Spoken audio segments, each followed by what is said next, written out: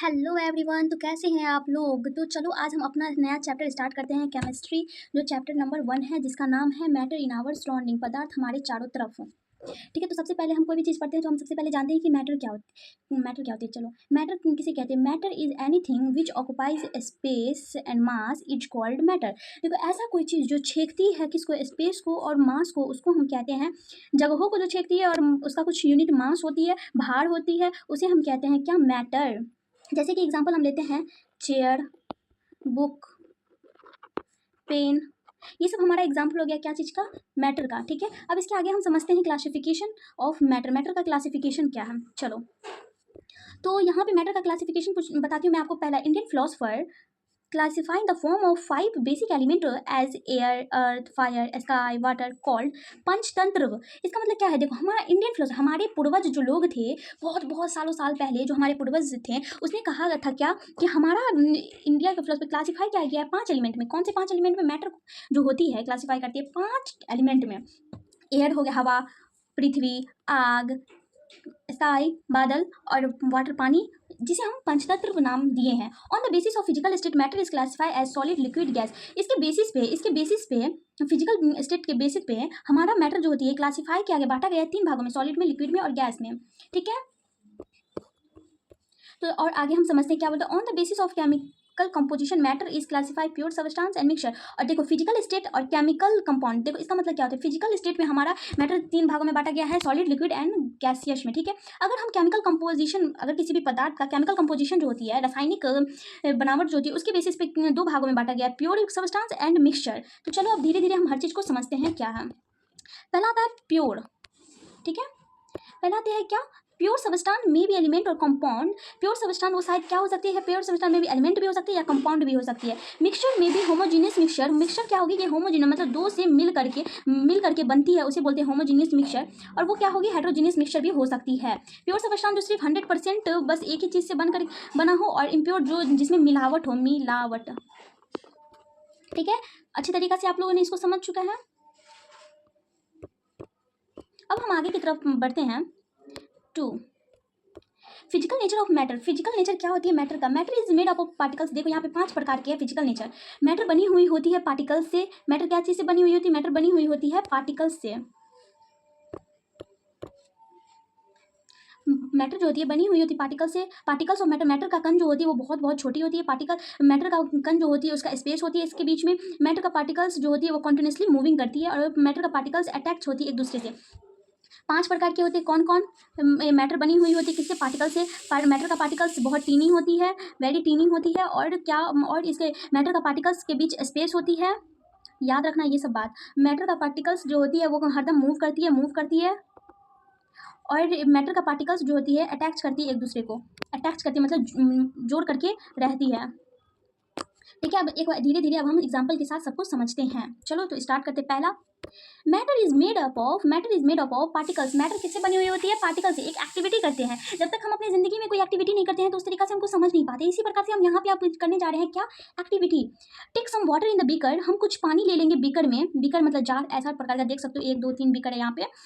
And note it's level, और सबका level हम मापेंगे। ठीक है, लेवल को मापेंगे। ठीक है, और उसका डिजोल्व कर, उसमें कुछ क्या रखेंगे, शुगर या साल्ट रखेंगे with the help of glass rod. और ग्लास रॉड की मदद से, मतलब स्पून या वगैरह की मदद से हम इसको क्या करेंगे, इसमें कुछ पार्टिकल्स इसमें धरेंगे, किस चीज़ की, शुगर या साल्ट की। ठीक है, उसके बाद ये हम क्या करेंगे, उसको साल्ट डिजोल्व, अगर जब हम साल्ट को डिजोल्व करेंगे पानी में तो उसका लेवल देखोगे डज नॉट चेंज। बहुत इंपॉर्टेंट है कि अगर जब हम लेवल उसका चेक करते हैं तो उसमें कोई भी प्रकार का उसमें चेंज नहीं होता। अगर इतना ही पानी है तो इतना ही तक यहाँ पे रहेगा। और फिर क्या होगा, दिस इज बिकॉज, क्यों, ये क्यों होती है, क्योंकि पार्टिकल्स ऑफ वाटर जो होती है, वाटर का कण जो होती है उसके बीच में स्पेस होती है। वाटर के बीच में क्या होती है, स्पेस होती है, जगह होती है, दिस होती है। ये शो करती है मैटर और पार्टिकल्स। इसका ये शो करती है किसका, मैटर जो बनी हुई होती है पार्टिकल्स से। ठीक है, तो अच्छी तरीके से आप समझ गए। जैसे हम यहाँ पे एक बीकर, एक सेकेंड, यहाँ पे क्या लिए हमने, एक बीकर हमने लिया, उसमें कुछ अमाउंट का शुगर या साल्ट डाला, फिर उसको मैंने क्या क्या कि हिलाया, उसको हिलाया, मैंने मिक्स किया। अब जब हम लेवल देखते हैं पानी का तो वो उतना ही होता है। क्यों, क्योंकि उसमें जो होती है स्पेस पाई जाती है, स्पेस होती है बिटवीन द पार्टिकल्स के बीच में। तो पार्टिकल्स जो होती है वाटर का मैग्नीफाइड का मिलियंस ऑफ टाइम छोटी होती है, और इसमें जो होती है क्या होती है, स्पेस होती है। अब हम आगे की तरफ चलते हैं। ठीक है, the particles of matter are very very very tiny. देखो, पार्टिकल्स का मैटर क्या होती है, बहुत बहुत छोटी होती है। अब हम जानते हैं दूसरा एग्जाम्पल। के साथ अच्छे तरीक़ा से हम चलते हैं। थोड़ा ये फिगर शो नहीं हो पा रहा, चलो मैं डायग्राम बाद में बता दूंगी, पहले आप इस थ्योरी को समझो। 2-3 क्रिस्टल हम लेंगे पोटासियम परमैंगनेट का, इन किसमें 100 मिलीलीटर ऑफ वाटर में। एक हम क्या लेंगे, ट्यूब लेंगे, ये ट्यूब है, नीचे देख सकते हो ये ट्यूब है। ट्यूब में 100 मिलीलीटर क्या लेंगे हम, पानी लेंगे और 2-3 क्रिस्टल लेंगे। किसका क्रिस्टल लेंगे, पोटासियम परमैंगनेट का, पोटासियम KMnO4 इसको कहते हैं। आगे हम बताएंगे ये सब चीज़ क्या है, ठीक है। तो 100 मिलीलीटर ऑफ सोल्यूशन, तो इसमें 100 मिलीलीटर सोल्यूशन पाई जाती है। सोल्यूशन में हम डिजोल्व 100 मिलीलीटर सोल्यूशन बनाएंगे उसका, तो इसमें डिजोल्व करते हैं 100 मिलीलीटर ऑफ पानी, ठीक है। आई एम सॉरी यार, यहाँ पे 10 मिलीलीटर हम सोल्यूशन का लेते हैं और इसमें डिजोल्व करते हैं 100 मिलीलीटर वाटर। 10 मिलीलीटर सोल्यूशन जो होती है उसको हम डिजोल्व करते हैं 100 मिलीलीटर ऑफ वाटर में, ठीक है। तो रिपीटेड, और ये प्रोसेस हम 5 से 6 बार हम रिपीट करते रहेंगे। तो इसमें हम शो करेंगे, देखेंगे कि a few crystal potassium permanganate can collect large volume and of water because the millions of tiny particles each crystal. तो हम इसमें देखेंगे कि धीरे धीरे क्या हो रहा है, पानी जो होती है चेंज होती है, लेकिन बहुत मुश्किलों के बाद होती है, लेकिन फिर भी छोटी छोटी क्रिस्टल उसमें रह ही जाती है। तो ये हमको बताता है कि मैटर का पार्टिकल्स जो होती है वो बहुत छोटी होती है। देखो जैसे हम इस डायग्राम की मदद से हम आपको अच्छे से समझाते हैं। हम 10 मिलीलीटर का ट्यूब लिए और 10 मिलीलीटर का 3 ट्यूब लिए, 10 मिलीलीटर का 3 ट्यूब लिए, ठीक है। अब 100 मिलीलीटर ऑफ सोल्यूशन उसमें डालते हैं, फिर उस सोल्यूशन में 10 मिलीलीटर निकाल करके 10 मिलीमीटर निकाल करके 100 मिलीलीटर पोटासियम परमैंगनेट इसमें धर करके हम 100 मिलीलीटर का एक सोल्यूशन बनाते हैं। फिर एक ट्यूब में हम रखते हैं, दूसरे ट्यूब में हम जब रखते हैं तो इसमें 10 मिलीलीटर इसमें लेते हैं, ठीक है। तो इस 10 मिलीलीटर से फिर इसमें कलर 100 मिलीलीटर पानी में धरते हैं, फिर 100 मिलीलीटर से दूसरे ट्यूब में 10 मिलीलीटर धरते हैं, फिर इसी तरह 100 मिलीलीटर पानी में। तो ये सबसे डार्क था, वेरी डार्क, फिर स्मॉल डार्क, वेरी डार्क था, स्मॉल डार्क है, फिर उससे लाइट डार्क है, फिर उसके बाद लाइटर कलर है। तो ये प्रोसेस जो 5 से 6 टाइम्स चलती रहती है। ये प्रोसेस, इसी प्रोसेस को हम कहते हैं कि इसका पार्टिकल्स कम ही होने दें। तो यही बताती है कि मैटर का पार्टिकल्स ऑफ मैटर। इस पर थोड़ा राइटिंग अच्छा नहीं बैठा, इस वजह से थोड़ा इग्नोर करना प्लीज़, आप मेरे वॉइस से समझना। मैटर का पार्टिकल्स जो होती है वेरी टीनी, बहुत छोटी होती है कि इसको हम कर ही नहीं पाते हैं मैग्नीफाई। तो चलो अब हम ये समझ गए, अब 3rd नंबर पर हम जाते हैं। पहले हम इसको देखते हैं, पहले आप यहाँ पे डायग्राम देख लो, याद रखना, ठीक है। ऑलरेडी हमने ऊपर किया है। तो the particles of matter have space between them. Particles के मैटर के पार्टिकल्स के बीच में क्या होती है, स्पेस होती है। अगर एक्टिविटी हम करते हैं, हम टेक सम वाटर, हम कुछ पानी लेते हैं बीकर में और नोट करते हैं इसके लेवल को, डिजोल्व करते हैं कुछ शुगर साल्ट। हमने आगे इस चैप्टर आगे ही हमने आपको बताया है इसके बारे में, स्पेस के बारे में, और उसके ग्लास रॉड की मदद से हम उसको डिजोल्व करेंगे। तो द साल्ट डिजोल्व, तो ये साल्ट जो होती है वो डिजोल्व होती है पानी में, बट इसका लेवल वाटर का लेवल जो होती है चेंज नहीं होती। क्यों? क्योंकि ये पार्टिकल्स ऑफ साल्ट वो स्पेस रखती है अपने बीच में, बहुत छोटी भी होती है और वो स्पेस रखती है। जैसे कि इस डायग्राम की मदद से हम आपको बताते हैं, ये बीकर हो गया, बीकर में हमने क्या लिया, पानी लिया, लेवल मार्क किया, उस पर कुछ स्पून का हम इसमें क्या धरते हैं, इसमें हम साल्ट धरते हैं। तो लेवल देखते हैं हम पानी का, तो वो ग्लास रॉड से हिलाने के बाद देखते हैं कि पानी बिल्कुल बराबर पे है। तो वो यही बताता है, क्यों? क्योंकि उसके बीच में क्या होती है, स्पेस होती है, जिस वजह से हमारी क्या मदद करती है ये, जिस वजह से ये जो होती है बताती है, दर्शाती है क्या, कि पार्टिकल्स ऑफ मैटर के बीच में स्पेस होती है। अब आगे हम बढ़ते हैं। Particles of matter it continuously moving, वो हरदम मूविंग करती रहती है। कैसे? देखो, take some water in beaker, हम कुछ वाटर लेंगे बीकर में और put the drop blue red, और हम कुछ ड्रॉप मतलब बूंदे रेड और ब्लू का धरेंगे, तो स्लोली हम देखते हैं साइड बीकर में फैलने लगती है। तो ये तो हम ये देख छोड़ते हैं इसको कुछ मिनट क्या, तो ये पूरी तरीका से इवनली फैल जाती है अपने आप बिना उसको हिलाए। तो ये मूवमेंट होती है किसका, वाटर का, इंक में पानी का इंक में।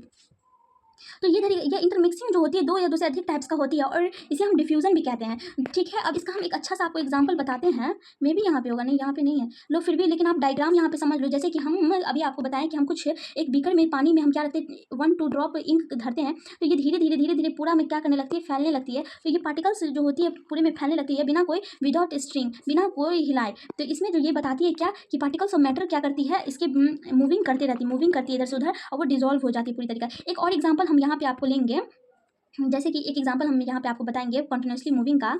जैसे कि हम एक रूम में है, ठीक है, हम इस रूम में है, ए रूम में, ठीक है, और बी रूम में मम्मी क्या कर रही है, इनकेस स्टिक अगरबत्ती जला रही है, ठीक है, जला रही है मम्मी। तो ठीक है, मम्मी क्या कर रही है, इनकेस स्टिक जला रही है। तो हम देखते हैं, हम जब ए रूम में रहते हैं तो इसका पार्टिकल्स धुएं तरीका से निकल के हमारे नोज के में आती है। तो ये भी एक बताती है डिफ्यूजन की, यहाँ पे डिफ्यूजन हो रहा है, मतलब कंटिन्यूसली मूविंग कर रही है पार्टिकल्स, ठीक है।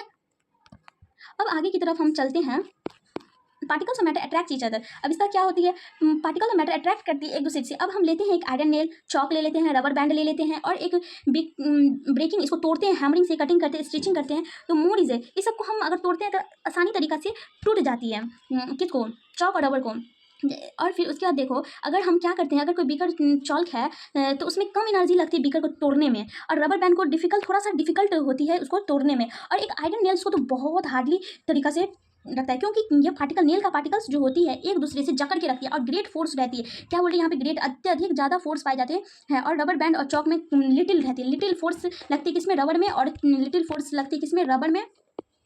और उसके बाद क्या, चॉल्क में थोड़ा सा ईजिली तरीका से हो जाती है, ईजिली तरीका से हो जाती है, लेकिन आयरन नेल्स में क्या होती है कि जल्दी तरीका से नहीं होती है। तो इसी वजह से ये बताती है हमको क्या, कि ये आयरन नेल्स जो होती है का नेल का पार्टिकल्स जो होती है एक दूसरे से जकड़ के पकड़ के रखती है, और ये रबर बैंड का और चौक का जकड़ के नहीं रखती है, जिस वजह से हमको क्या होता है कि जल्दी तरीका से टूट जाता है। अब हम दूसरे आगे की तरफ समझते हैं, ये डायग्राम आप देख लो। ओके, तो अब हम चलते हैं दूसरे स्टेट ऑफ मैटर की तरफ में। एक चीज़, ये डायग्राम आप पहले समझो, ये जो होती है बहुत तरीका से पकड़े रहती है, ठीक है। जैसे मान लो ये हमारा क्या है, आयरन है, आइस क्यूब में थोड़ा फोर्स हमारे ज़्यादा लगती है इसमें, तो ये ठीक है। और ये हमारा लिक्विड है, ये सॉलिड है, लिक्विड है, और ये गैस है। तो गैस में क्या होती है, बहुत कम अमाउंट का क्या लगती है, फोर्स लगती है, और इसमें लिटिल थोड़ा सा ज़्यादा लगती है, इसमें फोर्स लगती है, क्या, फोर्स। और इसमें तो हार्ड फोर्स लगती है इसमें, सॉलिड में। तो ये हमें बताते, चलो अब हम आगे की तरफ में हम समझेंगे तो हम अच्छे तरीका से हम समझ सकते हैं। यहाँ पे आपको अगर आपको ये वीडियो अच्छा लग रहा होगा, अगर मैं आपको अच्छी तरीके से समझा रही हूँ, तो प्लीज़ हमारे चैनल को सब्सक्राइब करिएगा, लाइक करिएगा, और बेल आइकन दबाना नहीं भूलिएगा। तो चलिए हम अपने आगे की तरफ बढ़ते हैं। स्टेट ऑफ मैटर, पदार्थ का state. Matter exist in three way, matter जो होती है पाई जाती है 3 डिफरेंट स्टेट में। पहला सॉलिड, लिक्विड और gas. Property of solid, solid का प्रॉपर्टी क्या होता है, चलो अब धीरे धीरे हम ये सब आगे बढ़ते जा रहे हैं, ठीक है।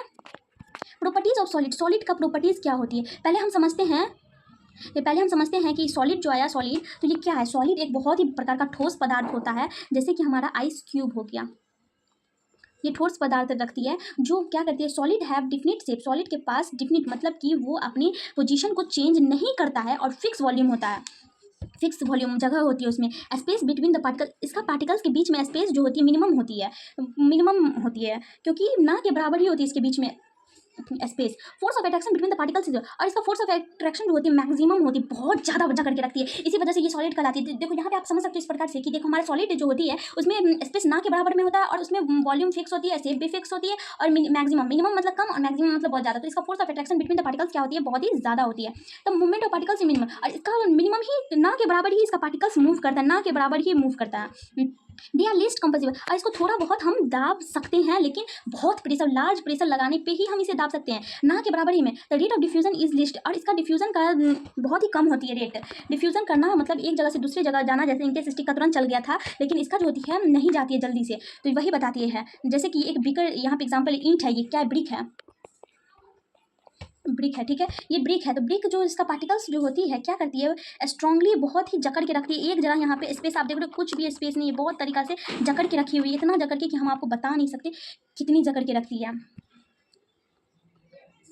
बहुत तरीका से जकड़ के रखती है। देखो एकदम ना के बराबर इसमें रहते हैं ब्रिक्स का। तो ये छोटा सा कण है, एक पार्टिकल छोटा सा इतनी का पार्टिकल्स है उसमें, ठीक है। अब यहाँ पे हम समझ गए, अब हम अपने अगले की तरफ में चलते हैं। प्रॉपर्टीज ऑफ लिक्विड, लिक्विड का प्रॉपर्टीज क्या होती है, प्रॉपर्टीज ऑफ लिक्विड, लिक्विड का property, liquid has no definite shape, liquid के पास डिफिनिट शेप नहीं होता है, बट हैव फिक्स वॉल्यूम, लेकिन इसका फिक्स वॉल्यूम होता है। Liquid takes shape to container, एक लिक्विड को एक शेप लेने के लिए कंटेनर का जरूरत, कंटेनर मतलब बर्तन का जरूरत पड़ती है। The space between the particles intermediate, इसका इंटरमीडिएट, इसके स्पेस जो होती है एक मामले में रहती है बीच का, माध्यमिक बीच का रहती है, थोड़ा ज़्यादा भी एकदम इसमें स्पेस नहीं रहती है, मिनिमम रहती है, बराबर में रहती है। अब force of attraction between the particles is intermediate, और इसका फोर्स ऑफ अट्रैक्शन जो होती है इंटरमीडिएट, बीच का ही क्या रहती है, फोर्स ऑफ अट्रैक्शन रहती है। The movement of particles inter, और इसका मूवमेंट जो होती है, पार्टिकल्स का मूवमेंट क्या होती है कि इसका पार्टिकल्स का मूवमेंट जो होती है इंटरमीडिएट, बीच का ही, ना ज़्यादा मूव करती है, ना ज़्यादा नीचे गिरती है, ठीक है। तो वही बता रहा है यहाँ पे। और देखो लिक्विड में दे आर लेस कॉम्प्रेसिबल, और लिक्विड में जो होती है कम ही दबा सकते हैं। They rate of diffusion is more than, और इसके में डिफ्यूजन जो होती है सॉलिड से ज़्यादा होती है, सॉलिड से क्या होती है, ज़्यादा होती है लिक्विड में, ठीक है। अब हम अगला की तरफ में बढ़ते हैं। अगला क्या है, जैसे कि एक एग्जांपल ले लो लिक्विड का, ठीक है। तो एक बॉटल में क्या है रखा हुआ, बॉटल में ये कुछ वाटर, मान लो वाटर रखा हुआ है, तो उसको एक कंटेनर मिला, कंटेनर में चाहिए उसको एक अपना फिक्स शेप लेने के लिए, तो उस वजह से यहाँ पे देख सकते हो। तो इसमें, और इसका अगर हम जूम करके देखते हैं तो इसका जैसे कि सॉलिड का बहुत एक मात्रा में पूरा इसे भरा था, लेकिन लिक्विड में ऐसा नहीं है। लिक्विड में थोड़ा क्या है कि लूजली पैक्ड है, लूजली पैक, कुछ पार्टिकल्स यहाँ है तो कुछ पार्टिकल्स यहाँ, थोड़ा इसमें स्पेस होती है, ठीक है। सॉलिड में तो भाई पूरा का पूरा पैक होता है। और अब दूसरी तरफ में हम आते हैं प्रॉपर्टीज ऑफ गैसेस। गैसेस का properties, gases have no definite shape and fix volume. Gases के पास ना ही कोई फिक्स शेप होती है और ना ही कोई फिक्स वॉल्यूम। और gases compose the whole space of container, लेकिन गैस को कंटेन कर सकते हैं हम एक कंटेनर में। कंटेनर में हम क्या कर सकते हैं, एक बर्तन में हम गैस को रख सकते हैं, ऐसा वैसा बर्तन में भी नहीं होती गैस कंटेनर में। एक उसके लिए जैसे कि हम एग्जाम्पल लेते हैं एलपीजी गैस, सीएनजी गैस, ये सब में उसमें बहुत तरीक़ा से कंप्रेसिबल होती है। आगे हम बताते हैं space between the particle is maximum. और इसमें स्पेस जो होती है इसमें बहुत ज़्यादा होती है, बहुत ज़्यादा इसमें स्पेस होती है। और the force of attraction between minimum, और फोर्स ऑफ अट्रैक्शन कम ही होती है। द मूवमेंट ऑफ पार्टिकल्स, और इसमें मूवमेंट पार्टिकल्स का इधर उधर घूमना बहुत ज़्यादा होती है। और दे आर मोस्ट, और इसको बहुत ज़्यादा दबा सकते हैं। तो इसलिए देखते हैं कि हम एलपीजी गैस जो होती है हमारा 1 मंथ तक चल जाती है। तो rate of diffusion more than solid और लिक्विड, और इसमें सॉलिड और लिक्विड से भी ज़्यादा होती है क्या, रेट ऑफ डिफ्यूजन। डिफ्यूजन मतलब बोले आपको समझाए थे मैं, डिफ्यूजन मतलब इधर से उधर चल जाने वाली। जैसे कि एक हमारा बैलून हो गया, ये हमारा बैलून हो गया, ठीक है। बैलून का पार्टिकल्स जो होती है कभी इधर रहती कभी उधर रहती, इसलिए इसमें जो होती है कि क्या होती है कि बहुत दूर दूर में रहती है, तो इसमें ज़्यादा एयर कंटेन कर सकती है। ठीक है, अच्छे तरीक़े से आप समझ गए। अब हम यहाँ पे देखते हैं सॉलिड, लिक्विड और गैस का कुछ। पहले सॉलिड देख लो।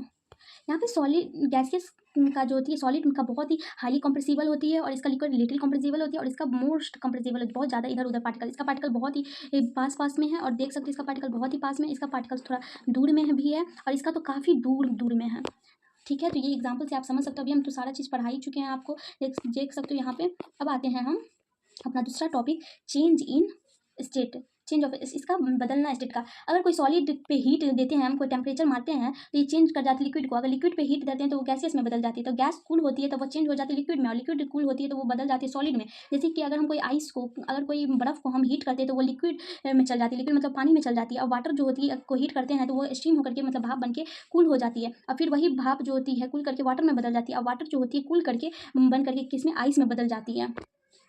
ठीक है, तो यहाँ पे जैसे कि आप देख सकते हो इसका एग्जाम्पल देखो, सॉलिड स्टेट को अगर हीट करते हैं तो वो लिक्विड में बदल जाती है, अगर लिक्विड को हम हीट करते हैं तो वो किस में बदल, गैसेस में बदल जाती है। अगर हम गैस को कूल करते हैं तो वो लिक्विड में बदल जाती है, अगर लिक्विड को हम कूल करते हैं तो वो सॉलिड में बदल जाती है। ठीक है, ये आप चार्ट पढ़ लेना, अच्छे से देख लेना इसको एक बार। जैसे कि मतलब पार्टिकल जो होती है आइस का particle together can not be move, और ये जो होती है द पार्टिकल ऑफ क्लोज, ये एक दूसरे से बहुत ही क्लोज होती है आइस का, और वो मेल्टिंग करके वो पार्टिकल फर्दर फास्ट होती है, और गैसेस का बहुत क्विकली रैंडमली मूव हो जाती है ऊपर की तरफ, और वो स्टीम बन करके चल जाती है। बहुत ईजी चीज़ है, उसमें कुछ करने वाली बात नहीं है। अब देखते हैं हम मेल्टिंग। मेल्टिंग माने फ्यूजन। फ्यूजन क्या आती है, मेल्टिंग। देखो वी ना सॉलिड, जब कोई हम सॉलिड को हीट करते हैं, टेम्परेचर देते हैं, तो पार्टिकल्स जो वाइब्रेट करने लगती है अधिक मात्रा में। ठीक है, तो उसका स्पीड और begin it move more freely, और वो क्या करती है, बहुत ही अत्यधिक फ्रीली मूव करते रहती है। द पार्टिकल पे जो टेम्परेचर लगती है सॉलिड, तो वो क्या करती है, वो सॉलिड चेंज कर जाती है लिक्विड में। तो यह प्रोसेस मेल्टिंग में कहते हैं हम फ्यूजन। ठीक है, ऐसा कोई द टेम्परेचर सॉलिड पे अगर कोई टेम्परेचर लगती है और वो मेल्ट कर जाती है, उसे मेल्टिंग पॉइंट कहते हैं। और ये मेल्टिंग पॉइंट आइस का 0 डिग्री पे हो, 0 डिग्री और 273 केल्विन लगती है। के का मतलब केल्विन। अब आगे की तरफ हम बढ़ते हैं, बहुत अच्छा है ये सब टॉपिक वगैरह देख सकते हो आप। लैटेंट हीट क्या होती है, the amount of energy required to change 1 kg of solid into liquid. अगर कोई सॉलिड को लिक्विड में बदलना है तो हम सॉलिड 1 kg का लिए हैं, 1 kg, तो उसमें कितना मात्रा लगेगा, उसमें कितना मात्रा हम देंगे हीट का जिसमें जरूरत, तो वही बताती है लैटेंट हीट। तो एटमॉस्फेरिक प्रेशर से मेल्टिंग कर जाता है, तो लैटेंट हीट फ्यूजन इसे कहा जाता है। लैटेंट बहुत ईजी, कितना मात्रा का हम उसमें, कोई सॉलिड है, सॉलिड को अगर हम लिक्विड में बदलेंगे, सॉलिड को अगर लिक्विड में बदलेंगे तो उसमें कितना एनर्जी रिक्वायर्ड एनर्जी लगती है, उसे ही हम कहते हैं क्या, उसे ही हम कहते हैं लैटेंट हीट। ठीक है, ये एक एग्जांपल है, देख सकते हो। जैसे कि हम थर्मामीटर से, यहाँ पे देखते हो कि थर्मामीटर से हम टेम्परेचर को मापते हैं। यहाँ पे थर्मामीटर है, इससे हम माप के पता लगाते हैं कि कितना अमाउंट का एनर्जी इसमें जरूरी चाहिए। अब आते हैं हम अपने टॉपिक बॉइलिंग पे। वेन और लिक्विड हीट, अगर हमको लिक्विड को हीट करते हैं तो पार्टिकल मूव कर जाती है बहुत तेज़ी में। तो पार्टिकल जो होती है, इसका जो लिक्विड पे टेम्परेचर लिक्विड पे लगती है तो वो बॉयल हो जाती है, बहुत बॉयल उबलाने लगती है, तो ये चेंज कर जाती है गैसियस फॉर्म में। जैसे कि ये एक बॉइलिंग एक क्या है, बुल्क फिनोमिना का मतलब थोक घटना, बहुत ही प्रकार का थक्का लगा रहता है ना, तो उसी को ही हम बोलते हैं बुल्क फिनोमिना है। विन जब कोई अगर हम लिक्विड को बॉयल करते हैं तो वो बुल्क चेंज कर जाती है वेपर के फॉर्म में, तो वो क्या हो जाती है, वेपर के फॉर्म में चेंज हो जाती है। तो ये टेम्परेचर जो होती है लिक्विड का स्टार्ट करते हैं बॉइलिंग होने में, तो उसे हम बॉइलिंग पॉइंट करते हैं। बॉइलिंग, अगर ऐसा कोई लिक्विड जो बदलने हीट देने पर क्या हो जाती है, बदल जाती है, अपना स्टेट को चेंज करती है, तो उसमें जो निकलती है उसमें बॉइलिंग पॉइंट करते हैं। इसका बॉइलिंग पॉइंट जो होती है 100 डिग्री सेल्सियस होती है, और 373 केल्विन होती है, ये याद रखना। केल्विन वगैरह के से केल्विन को डिनोट हम करते हैं। अब आते हैं लैटेंट हीट ऑफ वेपोराइजेशन। अब क्या होती है latent heat of vaporization, the amount of energy is required to change 1 kg of liquid into gas atmosphere pressure, it boiling point is called latent heat of evaporation. देखो यहाँ पे क्या रही है कि कितना एनर्जी लगती है। लेटेंट हीट ऑफ वेपर, वहाँ पे लेटेंट हीट था और यहाँ पे है latent heat of evo, sorry उधर इवो वेपराइजेशन है। तो कितना हम कोई लिक्विड को हम सॉलिड है, ठीक है, उसमें आप कितना रिक्वायर्ड एनर्जी लगेगी एट प्रेशर पे, तो बॉयल होने पे, तो उसी को हम बोलते हैं लेटेंट हीट ऑफ वेपराइजेशन।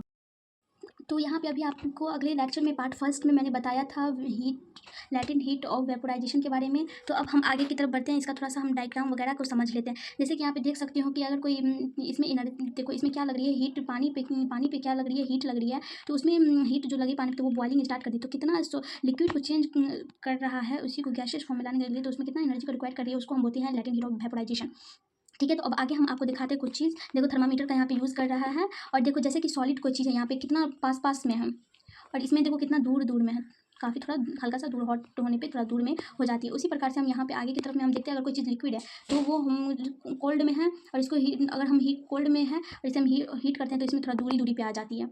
ठीक है, इसे हम समझते हैं। अब आते हैं हम अपना दूसरा टॉपिक की तरफ, सब्लिमेशंस। अब सब्लिमेशन क्या होती है, the change of state directly from solid to gas, from gas to solid is called sublimation. ऐसा बदलाव जो डायरेक्टली बदल जाती है सॉलिड से लिक्विड की तरफ में, और गैस बदल जाती है सॉलिड की तरफ में, तो उसको हम सब्लिमेशन करते हैं। जैसे कि एक सॉलिड कैम्फर और अमोनियम क्लोराइड है, उसको हम हीट करते हैं तो वो बदल जाती है वेपर के फॉर्म में, और वेपर जो होती है कूल होने के बाद क्या हो जाती है, चेंज हो जाती है सॉलिड में। तो कैम्फर का मतलब समझे कपूर को अगर हम क्या करते हैं कि अगर हीट करते हैं तो वो क्या हो जाती है, कपूर को अगर हम हीट करते हैं तो वो चेंज हो जाती है किसमें, वेपर के फॉर्म में, और वो वो चेंज हो जाती है गैस के फॉर्म में, और वो सॉलिड जो होती है गैस के फॉर्म ले लेती है, और गैस सॉलिड के फॉर्म में। तो जैसे कि अगर हम एक क्या यहाँ पे देख रहे हो, बर्नर्स है, बर्नर्स है, चाइना डिश है, अमोनियम क्लोराइड इसमें है साइड में, और ये इंटरवर्टेड फनेल है, और इसमें अमोनियम क्लोराइड हम वेपर करते हैं। तो अमोनियम क्लोराइड अगर हम वेपर करते हैं तो यहाँ पे हम देख सकते हैं कि अगर हम कोई कॉटन यहाँ पे, तो इसमें क्या होती है कि इसमें इकट्ठा हो जाती है वेपर के फॉर्म में, अगर हम रखते हैं तो ऊपर कॉटन की वजह से ये ऊपर नहीं जा पाती है, तो नीचे ही रह जाती है और वो ठंडा हो जाती है। अब हम दूसरे टॉपिक पे समझते हैं। हम सब्लिमेशन अच्छे तरीके से हम समझ चुके हैं।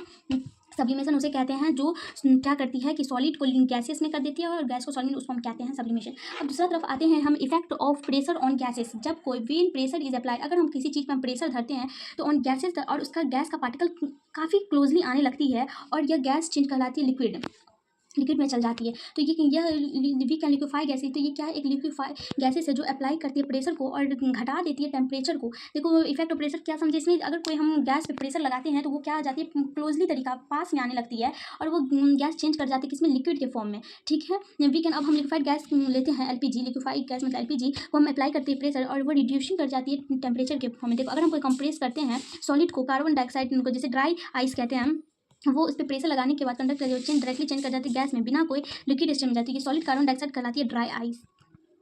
जैसे कि यहाँ पे देखो गैस होती है जो काफ़ी दूर पे रहती है, काफ़ी दूर पे, उसमें उस पर प्रेशर अप्लाई करती है। प्रेशर अप्लाई करने के बाद क्या होती है, वो लिक्विड में बदल जाती है, और वो लिक्विड में बदल जाने के बाद एलपीजी गैस का फॉर्म ले लेती है। ठीक है, और आगे अब हम जाते हैं इंटर कन्वर्सन ऑफ 3 स्टेट। अब इंटर कन्वर्सन क्या होती है, अब हम समझेंगे interconversion of 3 state, 3 state inter conversation का। ठीक है, अंतर परिवर्तन। ठीक है, the state of matter are inter converter. ये जो मैटर, किसी भी पदार्थ का स्टेट वह चेंज हो जाती है किसमें, इनटू कन्वर्टिबल में। तो ये स्टेट मैटर का चेंज कर जाती है टेम्परेचर धरने पे या फिर प्रेशर धरने पे। तो उसको हम समझते हैं अच्छे तरीक़ा से। देखो यहाँ पे जैसे कि हम सॉलिड अगर गैस में जाती है तो वो सब्लिमेशन कहलाती है। अगर कोई गैस सॉलिड में आती है, ये गैस सॉलिड में आती है तो वो डिकम्पोजिशन कहलाती है। ठीक है, अगर कोई सॉलिड लिक्विड में जाती है तो उसे मेल्टिंग कहलाते हैं। अगर कोई लिक्विड किसमें सॉलिड में जाती है तो उसको हम फ्रीजिंग कहते हैं। अगर कोई लिक्विड जो होती है गैस फॉर्म में जाती है तो उसे इवोपोरेशन कहते हैं। अगर कोई गैस फॉर्म लिक्विड में आती है तो उसे हम कंडेंसेशन कहते हैं। ये चार्ट बहुत इंपॉर्टेंट है, याद कर लेना आप लोग अच्छे तरीक़ा से, देख भी लेना। ठीक है, तो अब हम आगे की तरफ में बढ़ते हैं बिना टाइम को गवाए। अब अच्छे तरीक़ा से हम एक एक करके सब कुछ समझते हैं। अब आते हैं इवोपोराइजेशन। इवोपोराइजेशन क्या होती है, द चेंज ऑफ लिक्विड का बदलना वेपर में, और एट एनी कोई भी कितना भी टेम्परेचर दिया लेकिन वो बॉइलिंग पॉइंट, उसे कहते हैं इवोपोरेशन। लिक्विड का बदलना किसमें, गैस फॉर्म में, तो उसे हम सब्लिमेशन इवोपोरेशन कहते हैं। जैसे कि इवोपोरेशन सरफेस का फिनोमिना है, और पार्टिकल्स जो होती है फ्रॉम सरफेस लेती है, अगेन करती है energy, outcome the force of attraction और चेंज करे। तो इतना अंग्रेजी पढ़ने की कोई जरूरत नहीं है, हम अच्छे तरीके से आपको समझा दे रहे हैं। यहाँ पे हमारा क्या है, एक लैक है, नदी है, रिवर है। ठीक है, लैक ठहरी हुई पानी, यहाँ पे हमारा सन है, यहाँ पे हमारा क्या है, क्लाउड है, ठीक है। तो अगर कोई हीट इस पे लगती है पानी पे, तो वो पानी क्या हो जाती है कि वह गर्म होने की वजह से वो ऊपर चल जाती है, वेपर फॉर्म में जाती है, जिसे हम क्या बोलते हैं, इवोपोरेशन बोलते हैं। और वो इवोपोरेशन बोलते हैं इसको। तो वो फिर वो हीट क्या करेगी, क्लाउड में जाएगी। अब वो क्लाउड क्या करेगी, बहुत ज़्यादा होने के बाद क्लाउड नीचे टूटने लगेगी। तो वो टूटने की वजह से बारिश होगी तो उसका मतलब वो कहलाएगा क्या, सब्लिमेशन। तो गैस से लिक्विड में तो उसे सब्लिमेशन कहते हैं, ठीक है। तो ये इजीली तरीका से आप समझ सकते हो। इसी तरीका से रिसाइकल होती रहती है। जब हमारा पानी इसी तरीका से लैक में से भरती है, सन से लैक में क्लाउड में करते करते करते करते ऐसे चलते रहती है, ठीक है। अब हम समझ गए ये चीज़। अब आते हैं दूसरा, हम अपना फैक्ट इफेक्टिंग इवोपोराइजेशन। अब फैक्ट क्या होती है, the rate of evaporation depend on surface area, temperature, humidity, wind. देखो रेट जो देखो इसमें जो होती है इफेक्टिंग इवोपोरेशन, इवोपोरेशन किस पे डिपेंड करती है, एरिया पे, टेम्परेचर पे, ह्यूमिडिटी पे, विंड स्पीड पे, इस सब पे डिपेंड करती है। अगर देखो यहाँ पे हम ऑलरेडी मैंने ये चार्ट आपको बता ही दिया।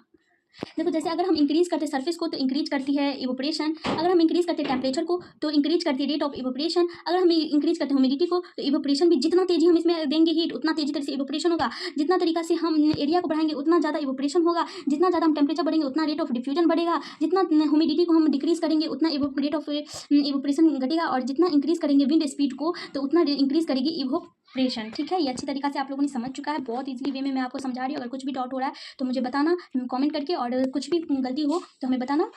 और प्लीज़ लाइक करना। इतना मेहनत लगता है यार, 1 घंटा से लेक्चर ले रही हूँ। अभी तो 8 ही मिनट हुआ है, बट इससे पहले भी बहुत लिया था। जैसे कि यहाँ पे कोई वाटर है, ठीक है। अगर हीट इस पर देती है सन बहुत स्पीड में, तो ये क्या वाइब्रेट करने लगती है लिक्विड, और वो वेपर के फॉर्म में ले जाती है। तो वो क्या करती है, फिर क्लाउड पानी नीचे करती है, फिर ये गर्म होती है, फिर ये नीचे आती है। इसे हम इवोपोरेशन कहते हैं, ठीक है। अब आगे की तरफ में हम समझते हैं, ये सब हमने समझ किया। अब आते हैं हम दूसरा, इवोपोरेशन कॉज कूलिंग। अब इवोपोरेशन के कारण कूलिंग क्या होती है, अगर वे ना लिक्विड इवोपोरेट, जब कोई लिक्विड इवोपोरेट करती है, मतलब जब कोई पानी ऊपर की तरफ जाती है इवोपोरेट करती है, तो पार्टिकल्स ऑफ लिक्विड ऑल्सो, तो इसमें क्या होती है, पार्टिकल जो होती है लिक्विड का पार्टिकल्स क्या करती है, एब्जॉर्ब करती है। लिक्विड का पार्टिकल क्या करती है, एब्जॉर्ब करती है।